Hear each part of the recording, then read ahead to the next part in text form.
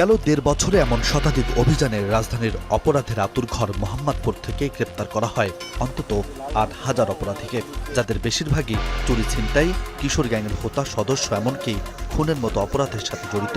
গ্রেপ্তার করা হয় বেশ কয়েকজন শীর্ষ সন্ত্রাসীকেও। আইনশৃঙ্খলা বাহিনীর এমন অভিযানে গেল রমজান থেকে হঠাৎই আন্ডারগ্রাউন্ডে চলে যায় মোহাম্মদপুরের অপরাধীরা। কমে যায় চুরি ছিনতাইয়ের ঘটনা, কিন্তু ১২ এপ্রিল বদলে যায় প্রেক্ষাপট। আবারও অস্ত্রের ঝনঝনানিতে কেঁপে ওঠে মোহাম্মদপুর।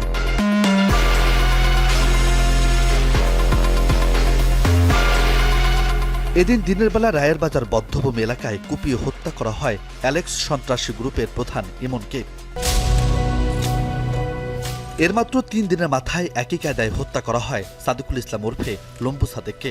এখন প্রশ্ন হলো, হাজারো অভিযান ও গ্রেপ্তার দিয়ে কতটাই বা নির্মূল করা গেল মোহাম্মদপুরের অপরাধ?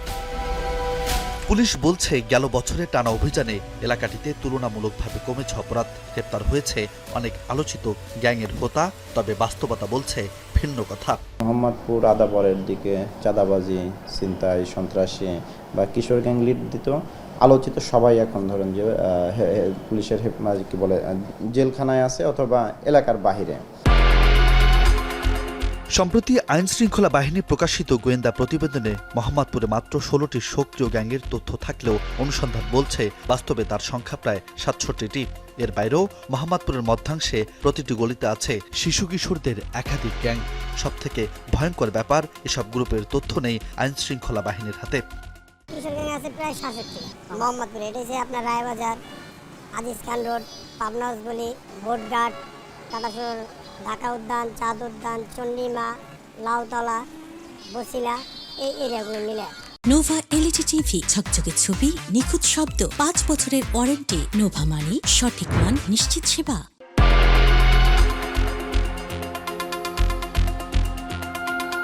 অনুসন্ধান বলছে, গ্যাংগুলোকে প্রণোদনা দিচ্ছে কয়েকজন শীর্ষ সন্ত্রাসী।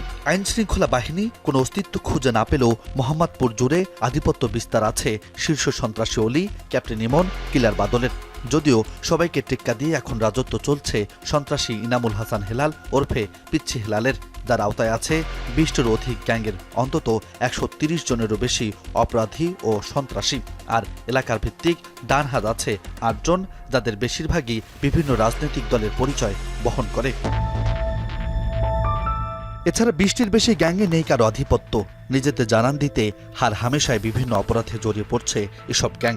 ব্যবহার হচ্ছে ভাড়াটে অপরাধী হিসেবে। কয়েকটি গ্যাং শুধুমাত্র নির্মাণাধীন ভবনের চাঁদাবাজিতেই ব্যবহার হচ্ছে। ইমামুল হাসান হেলাল, এটাই পিচ্ছি হেলাল। এখানে রাজনীতির সাথে ওনার একটা সংশ্লিষ্টতা আছে। মোহাম্মদপুরে প্রায় অনেকগুলো সংগঠনই তার সাথে সম্পৃক্ত আছে। ৮০-র দশক ধরে চলে আসা মোহাম্মদপুরের অপরাধ দমনে এক প্রকার অসহায় পুলিশ। জনবল সংকট যার বড় কারণ। সামাজিক সচেতনতার মাধ্যমে অপরাধ কমিয়ে আনার আহ্বান আইনশৃঙ্খলা বাহিনীর। এই পুরো কারখানাটা ধ্বংস না করা পর্যন্ত আসলে মোহাম্মদপুরকে প্রকৃত অর্থে শতভাগ নিরাপদ করাটা আসলে খুবই চ্যালেঞ্জিং। কারখানা ধ্বংস করাটা তো পুলিশের আসলেই ভূমিকা খুবই কম। এইখানে যে পরিমাণ ঘনবসতি, কম আয়ের মানুষের বসবাস, তো সেই রকম একটা শহরে স্বল্প সংখ্যক পুলিশ দিয়ে অপরাধ নিয়ন্ত্রণ এবং দমন করা কষ্টসাধ্য। অপরাধ বিশেষজ্ঞরা বলছেন, দেশের বিদ্যমান আইনে খুব সহজেই জেল থেকে ছাড়া পায় অপরাধীরা। এছাড়া রাজনৈতিক প্রভাবে অপরাধীকে শুধু অপরাধী হিসেবে বিবেচনাও বড় চ্যালেঞ্জ। তাই অপরাধ দমন সহজেই সম্ভব নয়, তবে কমানো সম্ভব। আইনশৃঙ্খলা বাহিনীর সক্ষমতা বৃদ্ধির পাশাপাশি প্রযুক্তি ব্যবহার এখন হতে পারে বড় শক্তি। পুলিশের কার্যক্রমের সাথে আমরা যদি প্রযুক্তিকে সম্পৃক্ত করতে না পারি, শুধু সংখ্যা বাড়িয়ে কাজ হবে না। সুতরাং প্রযুক্তিকে সম্পৃক্ত করা, প্রযুক্তির মাধ্যমে অপরাধীদের গতিবিধি নিয়ন্ত্রণে আনা এবং যারা আইন ভঙ্গ করবে, আইন বিরুদ্ধে কাজ করবে, এদের বিরুদ্ধে ব্যবস্থা গ্রহণ করা।